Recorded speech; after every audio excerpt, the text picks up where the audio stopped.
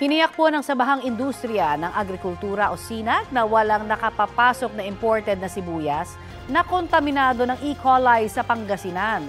Ayon sa SINAG, wala ring pangamba ng kontaminasyon ng E. coli sa mga ibinibentang sibuyas sa mga merkado roon. Sabi ng mga eksperto sa kalusugan, posibleng magdulot ng gastrointestinal disease ang pagkain ng produktong kontaminado ng E. coli. Sa Mangaldan, problema po ang patuloy na pagtaas ng presyo ng sibuyas.